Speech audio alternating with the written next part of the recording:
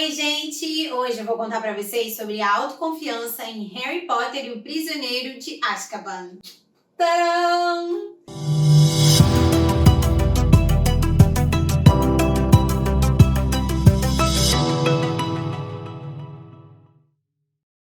Eu sou a Mari Paza e auxilio você a transformar a sua vida. Olha, primeiro, sejam muito bem-vindos a essa série incrível de Pop Culture. A gente já tá no 4º episódio. Se você perdeu algum, volta lá, vou deixar um card aqui do anterior. Mas tem muito conteúdo maneiro que eu tô trazendo aqui pra vocês, fazendo essa relação, né? Eu escolhi primeiro falar sobre a saga de Harry Potter, então eu tô no 3º livro agora, e eu tô fazendo algumas relações com a psicologia positiva e com elementos aí da nossa vida, para que a gente entenda que não é magia, é a vida como ela deveria ser.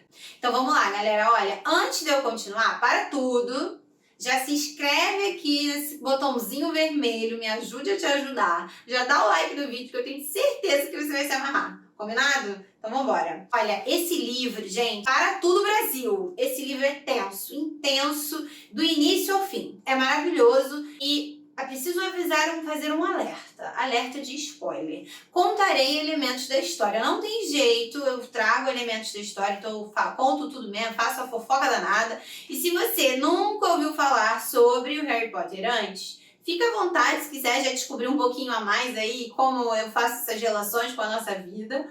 Ou você pode fazer a opção de parar o vídeo agora, dar uma lida no livro, que é maravilhoso. Ou você pode buscar os filmes, né, que foram criados aí da saga, beleza? Então, ok. Gente, eu vou começar aqui com essa história no seguinte. O Harry, bem no início desse livro, ele tem um surto, assim, bizarro com uma tia lá dele, que era a irmã do tio dele. E ele sempre teve uma relação muito difícil, familiar, né, com a família da mãe, da irmã da mãe dele e do marido dela, né? E aí nesse livro aparece mais uma mulher aí na história, que é uma tia muito doida, que fala mal do Harry, fala mal dos pais do Harry. E a gente consegue observar muito claramente o sequestro da amígdala do Harry Potter. O que é isso, né, gente? A gente passa, às vezes, na nossa vida, por momentos de muita tensão, que levam a gente ao nosso limite emocional. O sequestro da amígdala, que chamam, né, a gente pode ver em alguns livros como sequestro da amígdala ou sequestro emocional, é isso, é quando você está sob um estresse muito grande, você não consegue se controlar e aí você explode. Por exemplo, sei lá, né? Alguém foi e te fechou no trânsito. Aí você vai, desce do carro, que dá o carro, o cara estressado. Você não consegue frear esse seu instinto. Porque a amígdala nada mais é, né? Ela é uma região no nosso cérebro que ela fica mais ou menos aqui assim, ó, no meio aqui, entrando por aqui. Se a gente botasse uma lentezinha aqui, a gente ia ver uma bolinha pequenininha, duas, né? Que são as amígdalas. Eu achei que só tinha amígdala na garganta. Não, tem um cérebro também, galera. É isso, nosso cérebro também tem amígdala. E ela faz parte do sistema límbico, que é o nosso sistema emocional. Ele está muito relacionado aos nossos sentimentos, vamos colocar assim, as nossas reações mais primitivas. E ela é o que funciona como um sinal de alerta de perigo. Então, quando você está sob muito estresse, ou nesse caso, né, que essa mulher, ela questiona muito Harry sobre os pais, fala que os pais dele eram delinquentes e blá blá, enfim, fala um monte de coisa horrorosa pro Harry, ele efetivamente não consegue se controlar. E aí ele explode, quase explode a mulher literalmente, com um feitiço que é até feito de forma inconsciente por ele, por conta dessa questão da raiva. E às vezes a gente, na nossa vida, a gente perde o controle. Ah, beleza, e como é que eu faço pra reverter isso, Mari? Assim, né, por ser algo que é muito instintivo nosso, exige um certo trabalho para que a gente consiga efetivamente fazer esse controle. Mas a nossa raiva e até mesmo esses sinais de alerta, eles vêm e vão. Então, quando você estiver numa situação que você vai estar pensando assim, tipo uma panela de pressão, vou explodir, para um minutinho. Tenta, né? O exercício, tá, galera? Ninguém vai conseguir fazer isso do dia pra noite. Ui, acordei, agora eu sou zen, não explodo mais com ninguém. não é bem assim. Você vai aos poucos ali fazendo exercícios de meditação, você faz exercícios respiratórios, você pode fazer até mesmo anotações num diário de como você sentiu, por que aquilo desencadeou aquela reação. Porque numa outra oportunidade, se você já tiver feito um diário e refletido sobre a reação que você teve anteriormente, muito provavelmente você vai conseguir fazer um paralelo. Tipo, não, eu não quero voltar a ter aquela reação que eu tive, não foi legal. Então, o que eu posso fazer para não fazer isso agora? Sai de perto da situação, não responda, não reaja, porque passa, beleza? Passa. Mas o Harry, nesse momento, ele não conseguiu se controlar. E a gente tem um outro episódio também nesse livro, que é a Hermione, né, que eu já comentei com vocês que ela é amiga do Harry, mega inteligente, tal, pareré, boladona, não sei o quê. Ela também sofre esse sequestro. Um pouco mais lá na frente do livro, ela tem um desentendimento com outro bruxo, que adorava mesmo ficar provocando ela e tal. E ela já tava mega estressada, ela vai lá e dá um soco na cara do garoto. Tipo, não, a gente não pode na nossa vida, gente, dar um soco na cara das pessoas, tá? Então, assim, a gente precisa realmente desenvolver esse autocontrole. Não é simples, é um exercício diário, mas a gente é capaz. Combinado? Então vamos embora para outras partes super importantes desse livro. Nesse livro também aparece, galera, um personagem novo, né? Que é o Lupin, que ele é um professor de artes das trevas. Ah, um negócio assim. Feitiços aí. Meu Deus, esqueci o nome da matéria da escola, que eu faltei a aula, né? Então eu esqueci o nome da matéria. Mas vou botar um card aqui com o nome da matéria certinho, porque eu esqueci. E aí o Lupin, ele era um dos amigos, né? Ele faz parte do grupo de amigos do pai do Harry, mas o Harry não sabia, né? Ele descobre isso ao longo do livro. E aí ele vem como sendo, né, um personagem que ele era um lobisomem, e os lobisomens eles sofriam muito preconceito na galera bruxa mesmo, né? O pessoal achava que eles deveriam viver à margem da sociedade, escondidos na floresta, porque efetivamente eles podem até... como é que eu vou explicar? Se eles não se cuidam, não se tratam, eles podem efetivamente morder outras pessoas. Então eles eram vistos muito como uma coisa que deveria viver escondido e tal, afastado. Mas o Lupin, ele decide realmente se desafiar e voltar para a sociedade, mas ele esconde essa condição dele ser lobisomem por conta desse preconceito muito grande. Mas, como a gente, né, o Dumbledore, ele é o diretor da escola e ele é um cara que prega muito a igualdade, os direitos, ele é muito acolhedor com todas as pessoas que são diferentes, ele traz o Lupin pro quadro de funcionários da escola, isso é top. E aí a gente também tem nessa história o Sirius Black, que é inclusive o prisioneiro de Azkaban. Ele era amigo, né, dos pais do Harry. Inclusive o Sirius, ele é o padrinho do Harry Potter, mas ele foi preso, galera, nessa história aí, né? Ele aparece com essa questão dele ser o prisioneiro de Azkaban, porque ele foi preso lá atrás, na época que os pais do Harry faleceram. Ele foi acusado de ter traído os amigos. Porque existia um guardião de um segredo, existe um feitiço, né, que se chama o guardião do segredo, e só essa pessoa que poderia contar, né, só o guardião que tem essa informação. Então, tipo assim, ninguém poderia ter descoberto onde os pais do Harry moravam. Só o guardião do segredo que poderia ter contado. E aí, como é que descobriram? Porque o guardião contou. E aí fizeram esse link de que o Sirius era o guardião do segredo e que ele tinha traído os amigos. Então ele foi preso.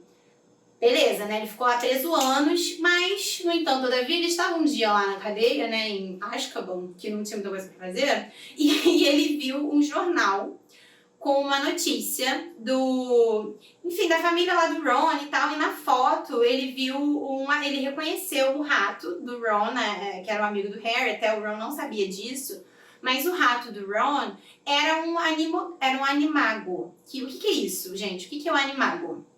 Que é a diferença, né, de você ser um lobisomem, por exemplo, e você ser um animago.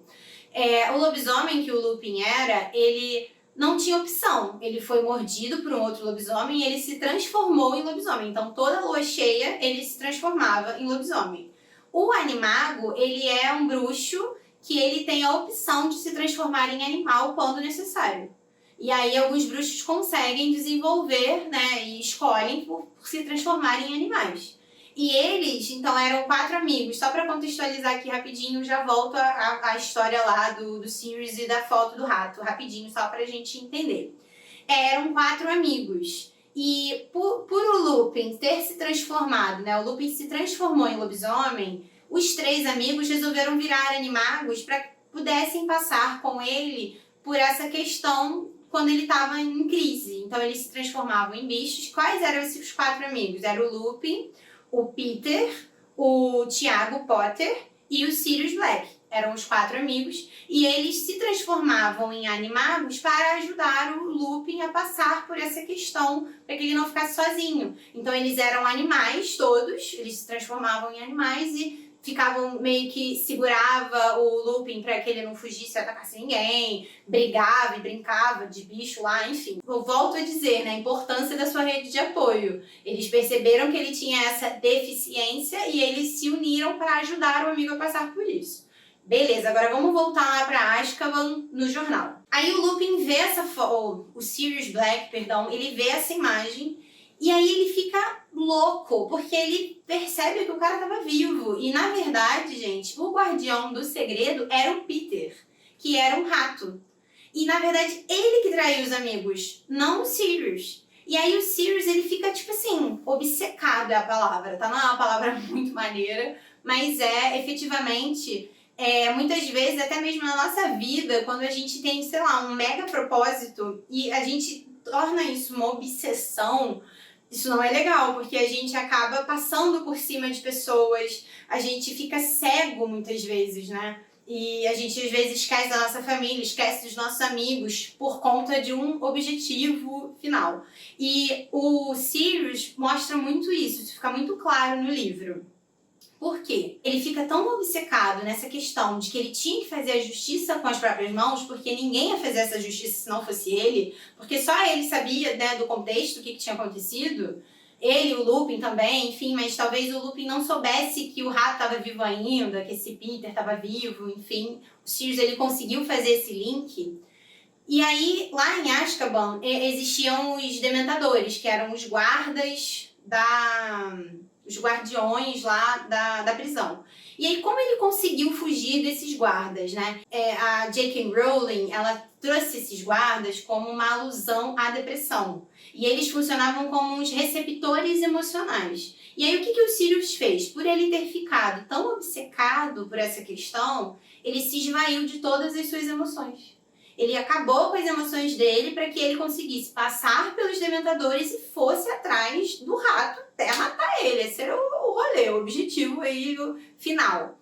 E daí, efetivamente, ele consegue fugir, e aí ele acha o rato, enfim, tem um grande rolê até chegar nessa história, mas a mensagem importante é essa, assim, né? Você ficar tão obcecado por alguma coisa que você, às vezes, esquece até de você mesmo.